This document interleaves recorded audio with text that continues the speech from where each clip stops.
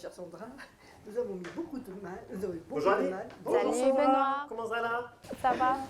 Donc bonjour, nous allons avec vous deux parler aujourd'hui de dépistage et prévention du risque cardio-vasculo-rénal. C'est un problème de santé publique. Nous avons pour cela créé des guides faciles dans votre poche qui vont vous aider à classer ces patients.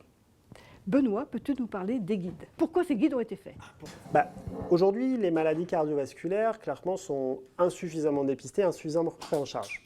Depuis 3 ans, on dispose quand même de nouvelles molécules qui ont révolutionné le pronostic de ces patients. Et il faut qu'on s'attelle tous à ce meilleur dépistage pour pouvoir leur proposer ces thérapeutiques. Le problème, c'est que toutes les nouvelles recommandations, c'est des pavés, parfois 180 pages, donc les appliquer en pratique courante et en médecine générale, c'est compliqué, c'est voire même impossible. Donc c'était vraiment l'objectif de notre groupe, c'est d'améliorer la prise en charge de ces patients dans l'athérome, l'hypertension artérielle, les maladies rénales, les insuffisances cardiaques, afin de proposer ce dépistage et une application concrète pour les médecins généralistes. C'est un vrai changement de paradigme aujourd'hui. On n'est plus dans « je choisis la molécule pour contrôler un chiffre, pour contrôler une seule et unique pathologie ». On est là sur une prise en charge globale du patient. On se décentre du patient, on regarde son risque cardiovasculaire et rénal global et on va aller choisir les bonnes molécules. Donc finalement, on retourne vers le cœur du métier de généraliste, qui est cette prise en charge globale et holistique du patient avec une évaluation vraiment complète. L'établissement d'Annecy, le Change et la CPTS, nous avons travaillé ensemble afin de créer ces guides pour simplifier les recommandations et avoir un outil pratique à destination de la médecine générale. Merci Benoît. Donc Sandra, tu sais quand même qu'on meurt encore du cœur aujourd'hui. Et la mortalité cardiovasculaire reste un problème important. Est-ce que tu peux nous parler du guide évaluation du risque coronarien qui a pour but de réduire cette mortalité? On espère. On espère. Alors l'idée de ce pocket et de ce guide, c'est de pouvoir estimer le risque cardiovasculaire global des patients, parce que les statines c'est bien, ça fait diminuer de 20% le risque cardiovasculaire dans les populations tout venant, mais on ne peut pas mettre des statines chez tout le monde et l'idée c'est de vraiment affiner les populations parce qu'on ne traite pas un taux de LDL, on traite des patients.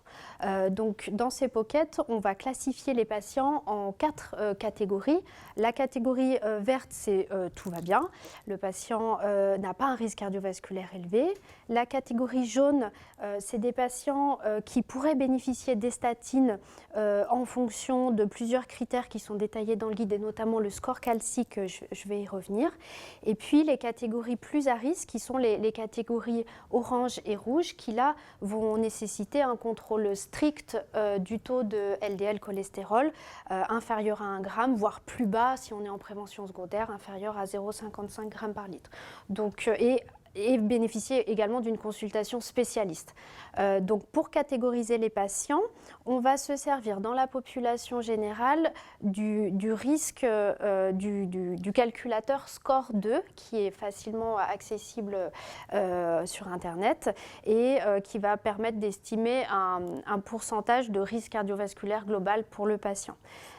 Chez les patients, l'autre façon de catégoriser les patients, c'est la présence d'un diabète avec l'ancienneté du diabète et également la présence d'atteintes d'organes cibles chez ces patients diabétiques. Et puis la troisième catégorie de patients, c'est les patients porteurs d'une maladie rénale chronique. Et chez ces patients, on va regarder bien sûr le débit de filtration globérulaire et le fameux rapport albuminurie sur créatininurie dans un échantillon d'urine. On a également détaillé dans le pocket les éventuelles indications des inhibiteurs des SGLT2 chez les patients diabétiques à haut risque. Et également les indications éventuelles de glyphosine chez les patients insuffisants cardiaques ou atteints de maladies rénales chroniques. 2 mots sur le score calcique coronaire qui est donc intéressant chez les patients qui sont dans la catégorie jaune. Et en fait, ce score calcique ne va pas permettre de dire le patient est coronarien, doit avoir une coro, mais va en fait permettre de reclasser le patient dans son risque cardiovasculaire global et de le reclassifier soit en catégorie vert, soit en catégorie orange.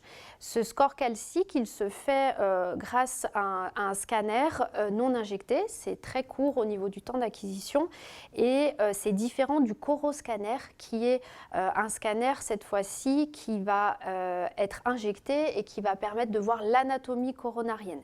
Et c'est encore différent du score calcique valvulaire qui est fait dans le rétrécissement aortique. Donc ça donne vraiment un chiffre global de calcification coronarienne sans préciser l'atteinte et c'est une valeur générale. Si le chiffre est très élevé, on n'ira pas à la coronarographie d'emblée, on ira à une consultation spécialiste auprès d'un cardiologue et discuter un test d'ischémie. Donc, en résumé, pour tous les deux, l'important, c'est de mettre le patient dans une case. Oui. Il faut vraiment le mettre dans une case.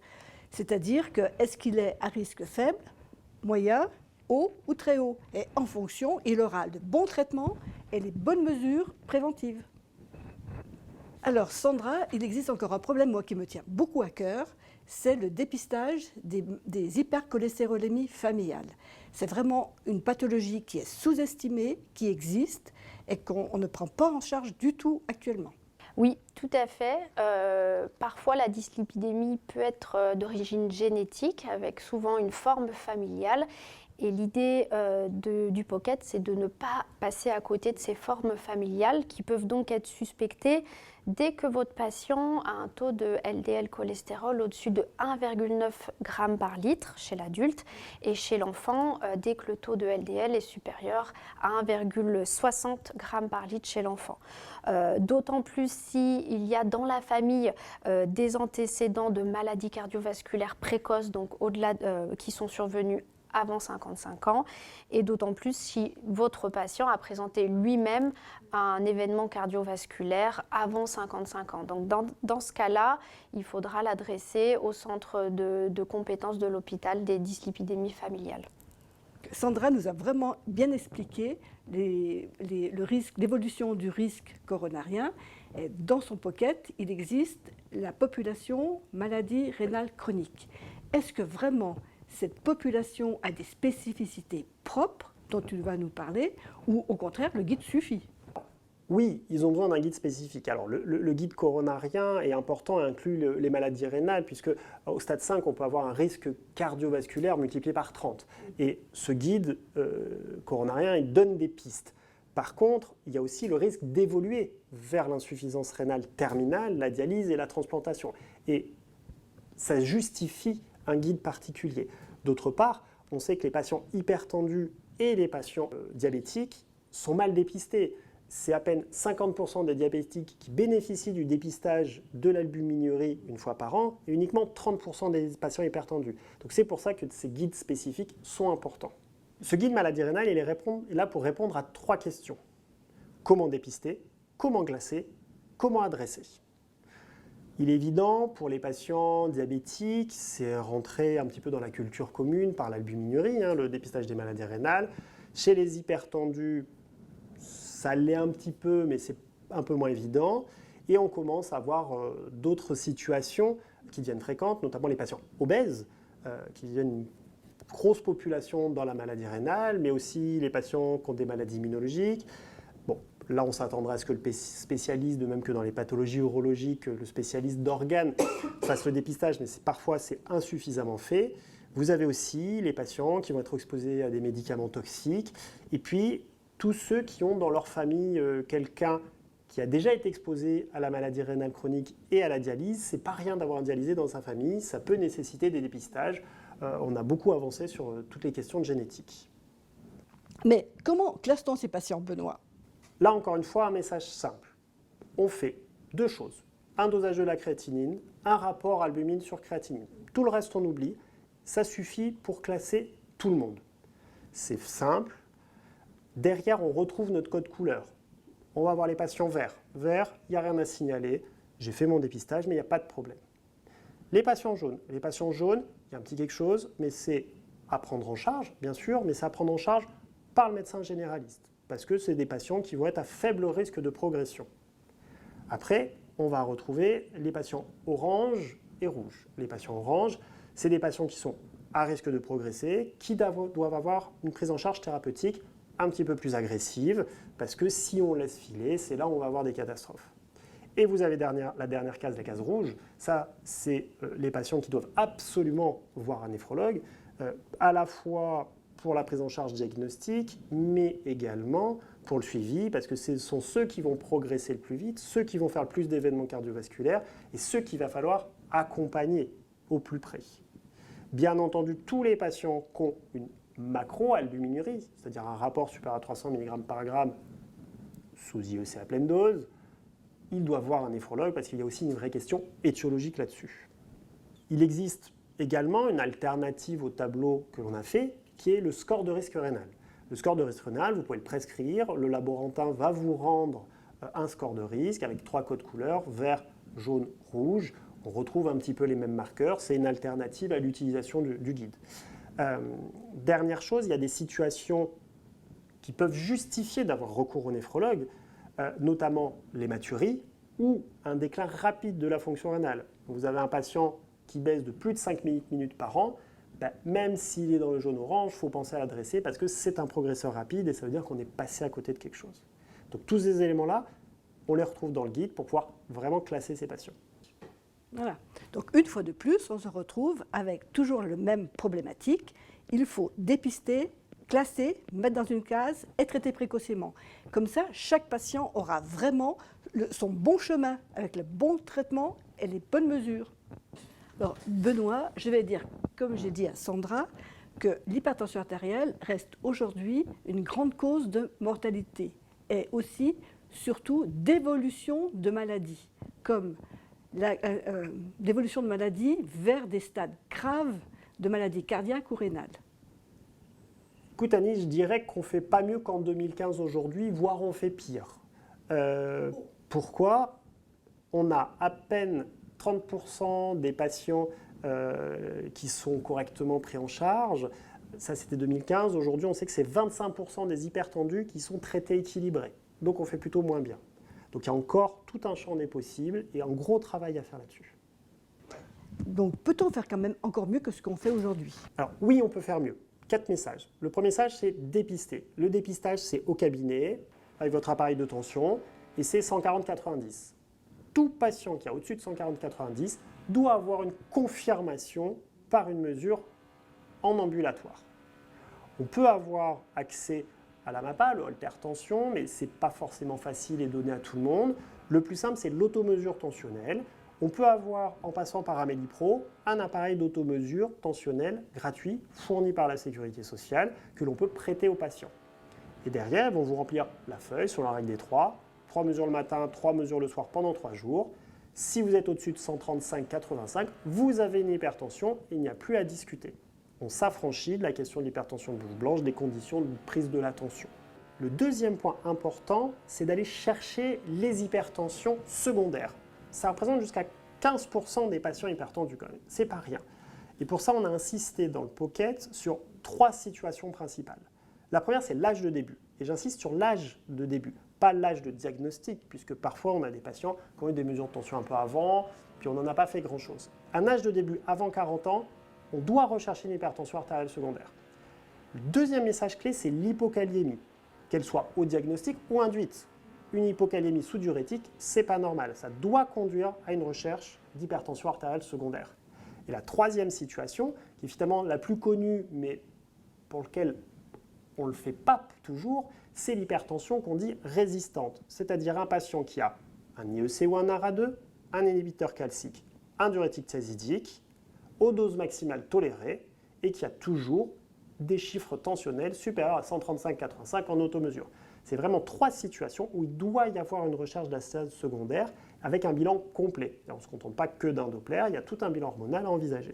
Faire un bilan d'astase secondaire, ça peut être fait en médecine générale. C'est totalement possible. On a mis les recommandations dans le Pocket. Il suffit de mettre en place un traitement neutre pendant 15 jours. Seuls les anti-aldostérone demandent plus de temps, mais vous les avez rarement mis en place en médecine générale avant de faire le bilan. Il y a toute une biologie à faire, une prise de sang, des urines de 24 heures, un Doppler pour les patients de plus de 50 ans, un angioscanner pour les patients de moins de 40 ans, entre 40 et 50, à vous de voir, c'est toujours compliqué d'avoir des choses très, très arrêtées, mais ça se fait en ville.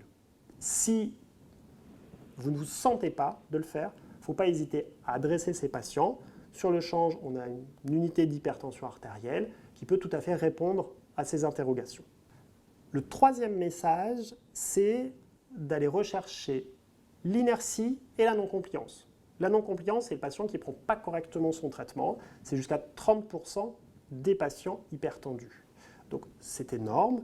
Plus on prend de médicaments, moins on est compliant. Donc si vous avez d'autres traitements associés, il faut y penser encore plus. Il peut y avoir des petites astuces.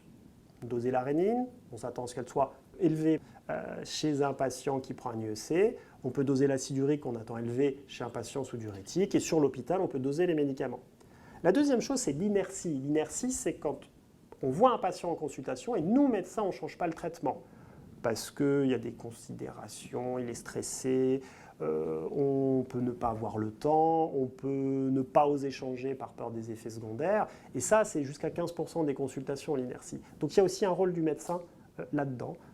Il faut y aller relativement rapidement. Sinon, on risque de ne pas contrôler les gens pendant des années. Et j'en viens au quatrième message. Vraiment un message clé des dernières recommandations, c'est absolument interdit aujourd'hui de faire une monothérapie antihypertensive chez un patient. C'est bithérapie chez tout le monde, en un cachet. La plupart des molécules existent en association. À vous de voir ce que vous voulez utiliser. On a choisi dans le guide de vous proposer des molécules à demi-vie longue parce que l'avantage, c'est que c'est qu'en une prise par jour et que si vous oubliez ponctuellement, il y a moins d'impact. Mais à vous de voir. L'important, c'est bithérapie fixe. On commence à la demi-dose de chaque molécule. On revoit le patient 3 mois après la pleine dose. 3 mois après, on rajoute une molécule. Et 3 mois après, s'il n'est pas équilibré, il a une HTA résistante et on le bilante. En 9 mois, on doit avoir fait le diagnostic quand on prend un patient chez qui on découvre l'hypertension d'une hypertension artérielle résistante. Sandra, malheureusement, c'est comme partout, il y a des patients qui passent à travers les mailles du filet. Et il y en a qui ne seront pas traités au niveau de l'hypertension artérielle et qui vont évoluer comme vers une insuffisance cardiaque, par exemple. Peux-tu nous parler de l'insuffisance cardiaque, comment mieux la dépister et mieux la prendre en charge ? Et oui, malheureusement, parfois, les patients arrivent au stade de l'insuffisance cardiaque. Donc, l'idée de ce dernier pocket, c'est d'essayer de ne pas passer à côté de l'insuffisance cardiaque, notamment en étant vigilant aux symptômes qui sont parfois un peu frustres. Donc, le message à retenir, c'est EPOF. Donc, E pour essoufflement, P pour prise de poids, O pour œdème et F pour fatigue, asthénie. En ayant la vigilance, parfois chez les patients jeunes, les symptômes peuvent vraiment être un petit peu difficiles. Ça peut être juste une simple asthénie, des troubles digestifs, des choses pas très claires. Donc quand on a ces symptômes chez les patients, pensez au dosage du BNP, NT-proBNP en ville, BNP sur l'hôpital. Et puis en fonction des résultats, on va savoir s'il faut adresser le patient en consultation spécialisée ou non. Et il est recommandé de dépister une fois par an ces BNP, NT-proBNP dans certaines populations cibles, notamment les patients BPCO, maladies cardiovasculaires connues, par exemple une coronaropathie, patients diabétiques, insuffisants rénaux, etc. Donc ne pas passer à côté et cela va permettre parfois de diagnostiquer ce qu'on appelle un SICA. On aime de plus en plus les acronymes en cardiologie. Donc SICA, syndrome d'insuffisance cardiaque aiguë, et qui va nécessiter une prise en charge spécifique. Donc, merci à tous les deux. Franchement, c'était très, très bien. Donc, je retiens un mot-clé. Il faut vraiment dépister, classer le patient dans son risque et le traiter précocement. On espère ainsi que beaucoup de maladies graves seront diminuées, réduites, grâce à ces traitements précoces. Donc, c'est un problème de santé publique. Et il faut que les médecins généralistes qui sont en première ligne s'emparent de ce sujet et mettent vraiment tous leurs patients dans des cases. Merci Annie. Merci Annie.